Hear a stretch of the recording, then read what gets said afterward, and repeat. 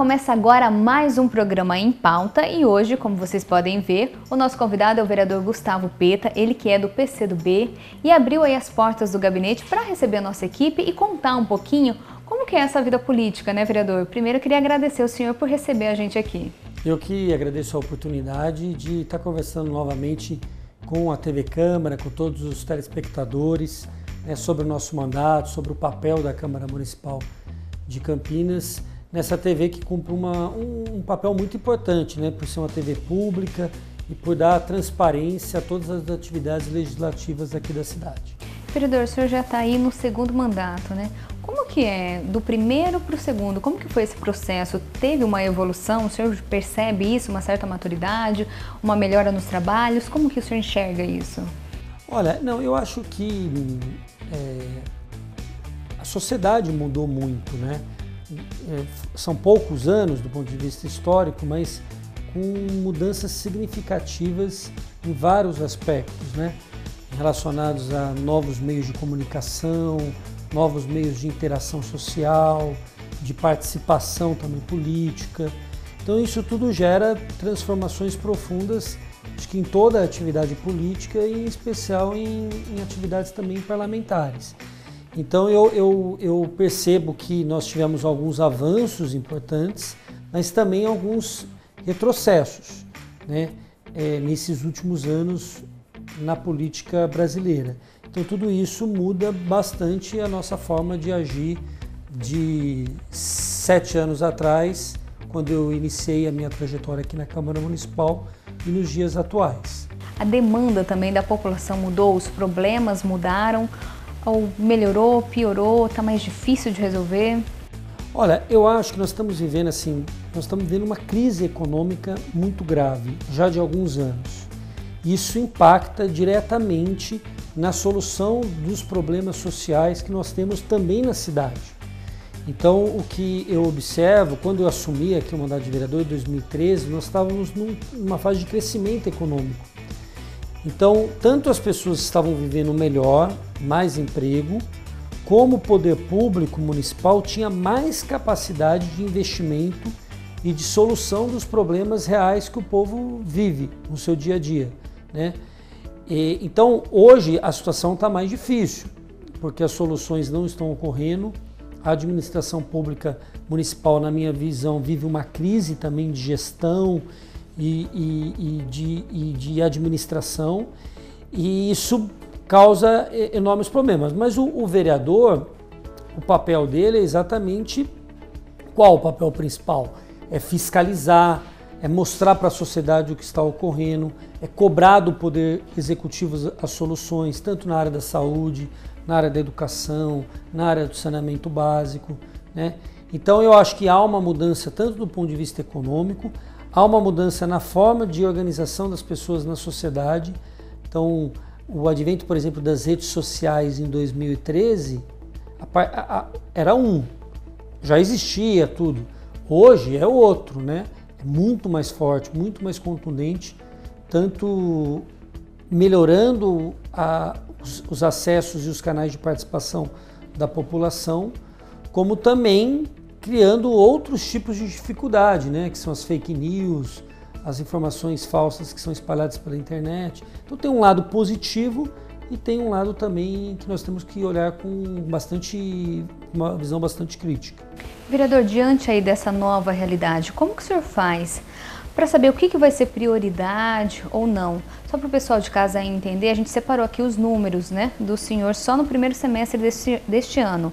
Indicação foram 138, moção 30, teve projeto de decreto legislativo 9, requerimento 121, projeto de lei ordinária 3, são números altos, Como que o senhor faz para selecionar o que vai ser requerimento, o que vai ser indicação?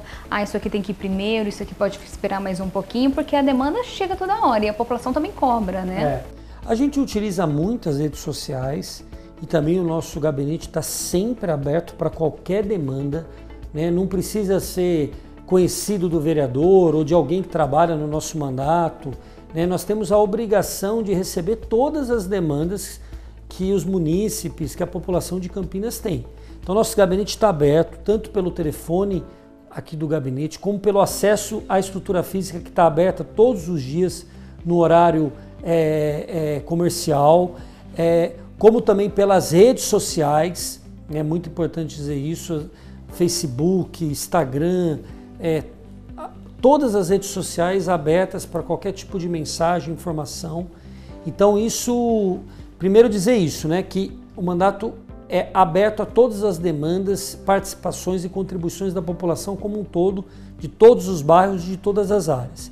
É evidente que a partir do momento que a demanda chega, a gente verifica qual é a melhor forma de encaminhar a demanda. Se é por requerimento, que é um instrumento que a gente tem que obriga o prefeito a responder à Câmara em 15 dias um determinado problema na cidade, ou uma determinada demanda numa área, na educação, na saúde, né? Ou se é por indicação, que é um instrumento que a gente provoca o prefeito a realizar determinada ação, ou se é por projeto de lei, se precisa de uma nova legislação para obrigar o município a exercer uma determinada atividade ou a limitar determinada ação. Então aí depende muito qual é o mecanismo, mas o fato que eu acho que é mais importante, que explica um pouco esses números altos, é que nós estamos sempre abertos às demandas e estamos também em contato direto com a população, visitando os bairros. Agora mesmo, por exemplo, eu acabei de voltar de uma visita a uma escola no Parque Osiel, uma escola municipal, em que eu voltei de lá com alguns requerimentos, né? Por exemplo, a escola tem ótimos computadores equipados pelo poder público, mas não tem acesso à internet. Então os alunos ficam limitados de não ter acesso à internet por um problema burocrático da Secretaria de Educação. Então eu, imediatamente aqui eu vou fazer uma indicação, um requerimento, vou entrar em contato com a secretária de Educação para resolver esse problema o quanto antes. Então estou dando um exemplo. Mas além da visita em escolas, nós visitamos centros de saúde, bairros, né, com problemas de infraestrutura. Então é um pouco esse o trabalho também do vereador, fazer a intermediação e a fiscalização do Poder Executivo.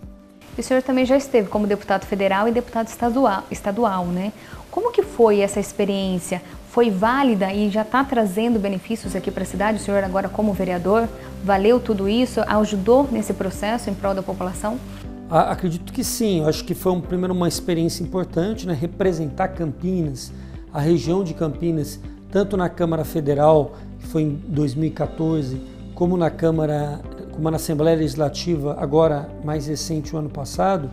A gente, além de cumprir o papel de legislar em torno dos interesses do Estado e também do país, você também pode influenciar muito na elaboração dos orçamentos, né?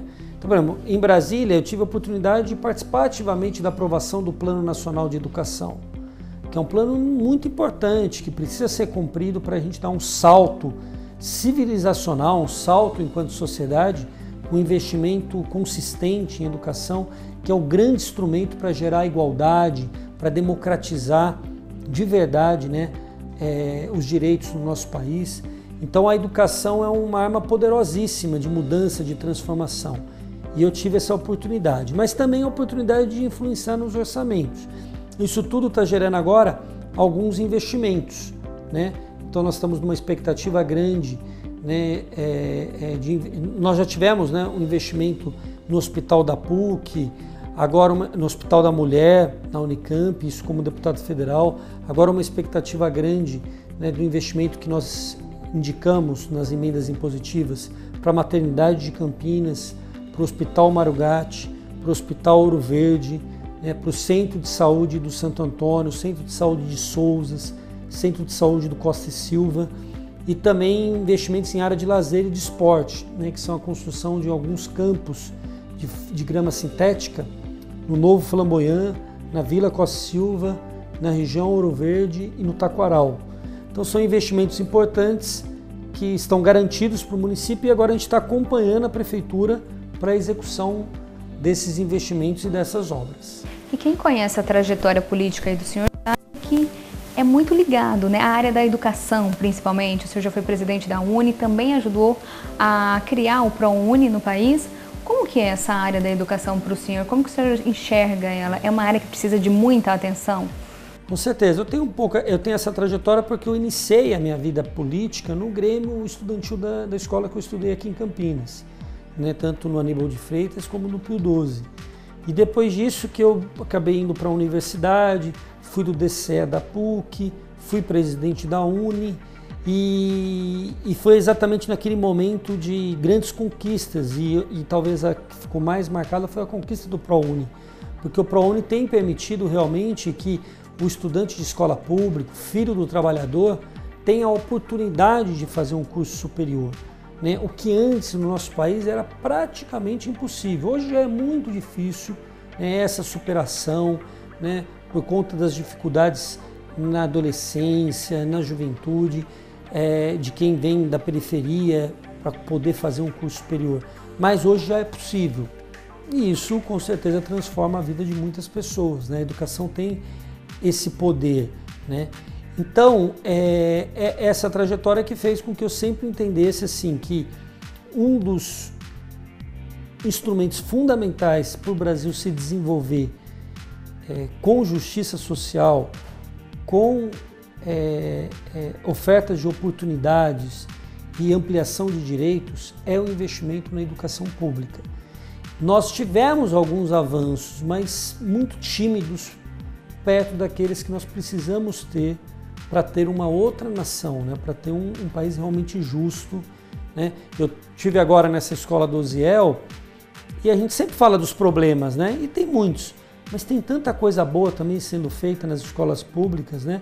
Com protagonismo juvenil, com professores que se dedicam integralmente à arte de educar, né? Agora, se isso tivesse um pouco mais de estímulo, de apoio, a gente estaria numa outra situação, né?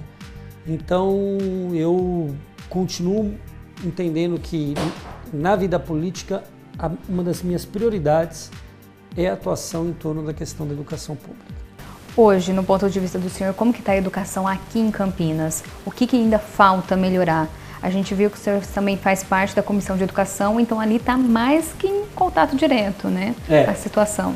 Não, nós temos algumas dificuldades. A educação municipal, ela é melhor do que a educação estadual ofertada no município, porque os professores são mais bem pagos, né? Os professores aí têm em média um salário de em torno de R$5.000, então tem uma condição melhor. Isso é muito importante, porque isso muitas vezes o professor da escola estadual, a primeira oportunidade que ele tem de mudar de trabalho, ele muda, e isso causa descontinuidade, substituição, déficit de professores. O da escola municipal não, porque é uma profissão mais valorizada. Por isso que a gente fala muito em relação ao salário do professor, porque isso cria vínculo com a escola, isso cria continuidade, cria dedicação integral.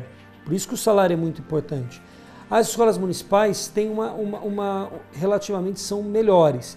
Agora, há um problema hoje muito crônico, que é o déficit de professores. Então você não tem professor substituto, quando há uma aposentadoria, muitas vezes há uma demora para substituição. E isso, muitas vezes, é fatal para o processo de aprendizagem, né? Porque se você tem lá uma aula de matemática durante um ano, que você fica 4 meses sem professor, como que aquele aluno vai conseguir recuperar esse prejuízo causado? Então, na escola municipal é isso. Na escola estadual, aí o problema é mais grave. Os professores mal remunerados, não há um projeto claro, principalmente no ensino médio. O ensino médio ficou numa posição que ele nem prepara para o vestibular e ele também não dá uma formação técnica, ele não tem uma qualidade de ampliação do conhecimento. Então, aí o problema é mais grave e a gente tem feito, né, um esforço em também pressionar o governo do estado a ter uma política de fato de valorização da educação pública, né? Porque eu sempre acreditei nisso, né? A gente só vai viver num país justo quando o filho que estuda na escola pública, o filho do trabalhador, tiver a mesma condição de oportunidade de acesso ao conhecimento que o filho do sujeito da classe média ou da elite que estuda na escola particular. Hoje a gente não pode falar em meritocracia. Como que a gente fala em meritocracia se as oportunidades não são iguais, né? Então nós acabamos vivendo num sistema extremamente injusto. E ainda nessa área tem o programa Mais Educação que o senhor pretende implementar aqui na cidade. Como que seria esse programa? Nós tivemos um debate recente, uma ótima notícia. A Secretaria Municipal disse que vai enviar um projeto de lei para cá, para a gente aprovar ainda esse ano, para o começo do ano que vem. Esse projeto já existiu e era em parceria com o governo federal. Resumidamente, é um projeto que oferece oficinas de extracurricular, de complementação. Então, oficina de música, oficina na área esportiva, na área artística, de reforço escolar, na área de mecatrônica, mídias digitais, oficinas no contraturno escolar. Então, o estudante ele tem um turno na escola e no contraturno ele pode complementar o estudo dele com alguma outra atividade dentro da própria escola. Isso foi um sucesso em Campinas, né? Já ocorreu. O problema é que o governo federal resolveu cortar esse projeto, tanto o presidente Temer como agora Bolsonaro, e isso causou um prejuízo enorme. Então agora o município resolveu financiar pelas suas próprias pernas e a gente está acompanhando para que isso ocorra o quanto antes e já o ano que vem a gente tenha mais educação de volta às escolas de Campinas. E além dos alunos, os pais também vão ser beneficiados, né? Aquele pai que não tem aonde deixar o filho enquanto trabalha, fica lá na escola e o pai projeto, tá tranquilo. Inclusive, ele tem como... Ele é uma espécie de transição para a educação integral. Porque o nosso sonho mesmo, enquanto um militante da área da educação, era você ter educação integral na área pública, né? Não só por conta dos pais, também por conta dos pais, porque hoje tanto o pai quanto a mãe está no mercado de trabalho, mas também pela própria criança, porque essa oportunidade de ter uma educação integral amplia muito a formação para além daquilo que já está no currículo da escola. Então a gente está batalhando muito e a gente espera que o ano que vem as escolas municipais voltem a ter o projeto. Vereador, ainda nesta área aí, falando de escola e educação, o senhor também tem um projeto que seria ensinar para os professores, para os alunos, a sair da escola, do ambiente ali em situação de emergência, evacuar o local. Como que seria isso? É um projeto de lei, porque hoje muitas escolas de Campinas não possuem laudo do Corpo de Bombeiros, segurança para suas próprias atividades. Então a gente, geralmente, né, os políticos no nosso país correm atrás do prejuízo depois de uma grande tragédia. Então eu acredito que o poder público precisa agir para garantir segurança nas escolas, com todas as regras ditadas pelo Corpo de Bombeiros, pela Defesa Civil, para que em caso de algum tipo de imprevisto ou acidente, a escola esteja preparada para evitar qualquer tipo de vítima ou uma vítima mais grave no ambiente escolar. E a gente sabe que o senhor é muito ligado à área da educação, como a gente falou, mas o senhor também atua em todas as áreas, né? Agora o senhor tem um projeto que fala sobre o transporte coletivo, o ônibus. Seria colocar ar-condicionado no veículo? Como que seria isso, vereador? Nós estamos atuando muito nessa área do transporte. Por quê? Porque Campinas terá uma licitação agora para o sistema de transporte para os próximos 20 anos. Então é a grande oportunidade de melhorar o transporte público de Campinas, que tem a passagem mais cara do país e que oferece um transporte de baixíssima qualidade. Entre as possibilidades está o ar-condicionado, que já é uma realidade em boa parte da frota de São Paulo, da frota de outras cidades como Curitiba. Mas então o ar-condicionado é um instrumento, mas para além dele, outras melhorias que nós precisamos ter, né? A questão do cumprimento de horário, do número de veículos nas áreas e nos horários de pico. Então isso tudo tem que melhorar muito. E por cobrar uma passagem altíssima não justifica a qualidade que nós temos hoje. Então eu estou atuando tanto em torno desse projeto de lei, como também para garantir mecanismos eficientes na licitação do transporte público, que vai contratar novas empresas para oferecerem o transporte no nosso município. E o senhor, como vereador, está acompanhando todo esse processo da licitação? Acompanhando, estive no Ministério Público por diversas vezes, né? Cobramos a realização de uma audiência pública antes ainda da publicação do edital, que infelizmente a Prefeitura não fez, né? Mas nós vamos monitorar todo esse processo e também denunciar caso haja irregularidades nesse processo que é tão importante para a cidade. E esse é um momento que a população também deve participar? Seria um trabalho aí coletivo, vereadores, população, mais executivo, em prol de um serviço que vai beneficiar a cidade inteira? Sim, o problema é que a prefeitura inibe a participação da população. Ela desestimula, o que diminui a transparência do processo. A gente sabe que nessa área do transporte existe muitas vezes oligopólios que são formados, né? Coisas que prejudicam muito a qualidade do transporte. Então tem que ter uma transparência, uma fiscalização clara para impedir esses abusos e essas arbitrariedades. Eu acho que o processo já não começou bem, mas a gente vai continuar acompanhando e atuando como fiscalizador desse processo. E falando aí em processos, também em leis, o senhor também tem uma outra lei que obriga aí bares, restaurantes a colocar algum mecanismo aí de defesa das mulheres. Como que seria isso? Se ela estiver em situação de risco, passando por algum constrangimento ali no local, avisar o garçom, como que é? É o que a gente tem observado na sociedade, infelizmente, eu até falei, né, alguns avanços e alguns retrocessos desde que eu assumi como vereador. Talvez um dos sintomas perigosos que a gente está observando nesses últimos tempos são muitas manifestações de ódio, muita violência provocada por ódio, que era algo menos comum, vamos dizer assim, no nosso país. E talvez a mais forte, a mais contundente, inclusive nos números, sejam as manifestações de violência causadas pelo machismo, né? A violência contra a mulher. Isso está presente nos feminicídios, nas agressões, nas ameaças.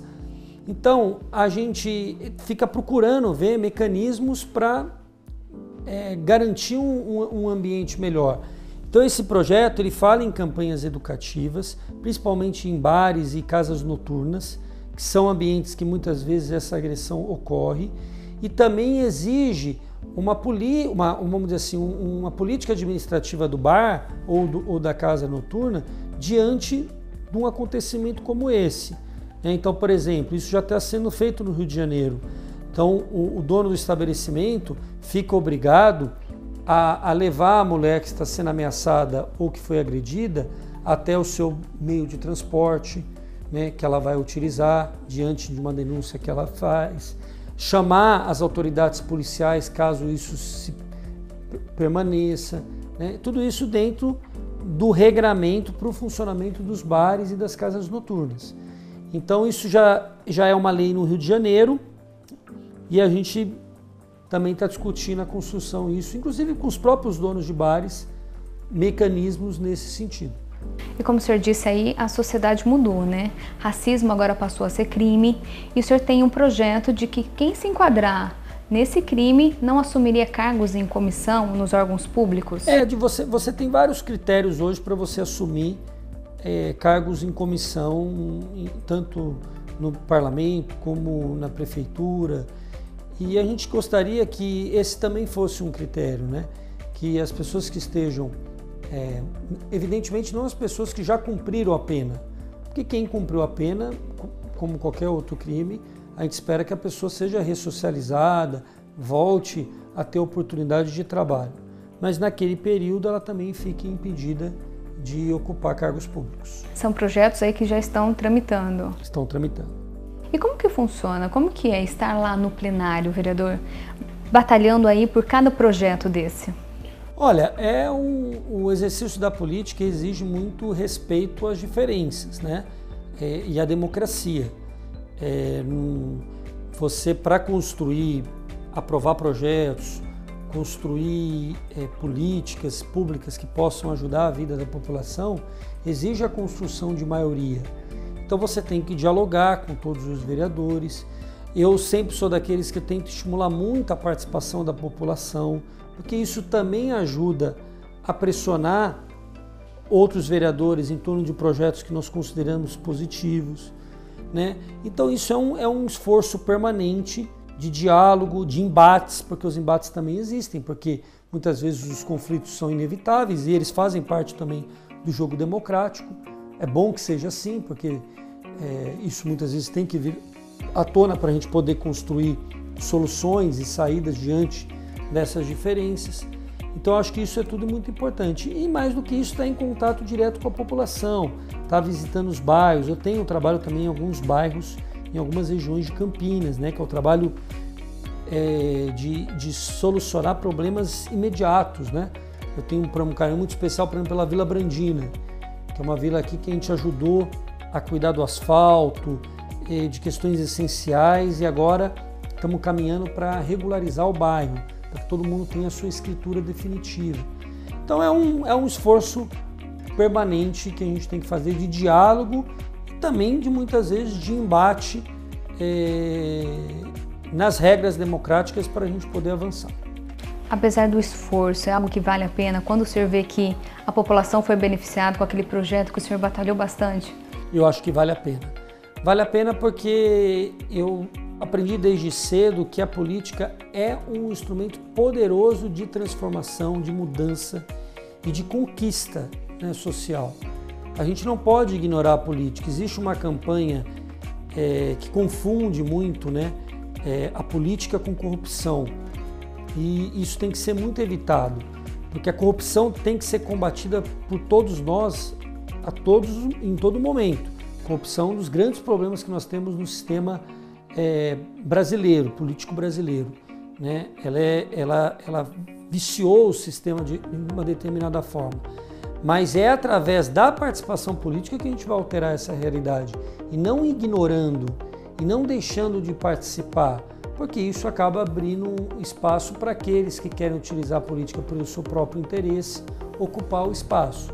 Então eu acho que quanto mais pessoas preparadas, pessoas vocacionadas, tiverem coragem de participar da vida política, não só por via eleitoral, mas também numa organização não governamental, num sindicato, numa associação de bairro, né, num grêmio estudantil, isso tudo ajuda muito a sociedade evoluir e a gente poder transformar a realidade que a gente vive. Então eu sempre acho que compensa, que vale a pena, apesar de tantas dificuldades, né?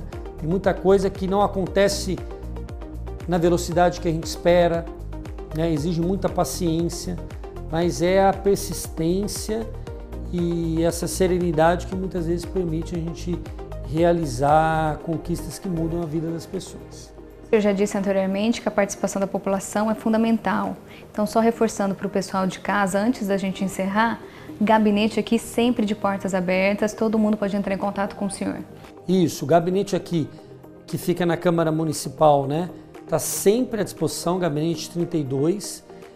Nosso telefone, que é o 3736-1740, né? Sempre também à disposição. E hoje, talvez seja um mecanismo que as pessoas mais utilizam, é o mecanismo das redes sociais.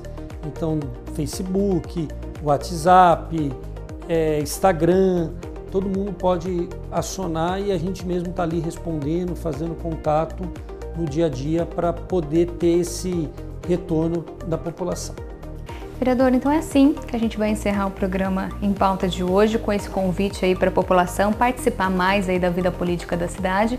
Queria agradecer ao senhor por abrir as portas aqui do gabinete, aqui também para a nossa equipe. Eu que agradeço a oportunidade de conversar com vocês e, como já disse, né, canal aberto, totalmente à disposição aqui, o nosso mandato da população de Campinas nas diversas áreas, nos diversos bairros, para a gente cumprir nada mais do que a nossa obrigação, né? Que é fiscalizar o Poder Executivo, que é propor leis e que é acompanhar a vida política da cidade. Então, mais uma vez, obrigada. A você de casa também eu agradeço pela companhia e audiência. E é daqui, junto com o vereador Gustavo Peta, do gabinete dele, que a gente encerra o programa Em Pauta de hoje. Eu te espero na próxima edição. Tchau!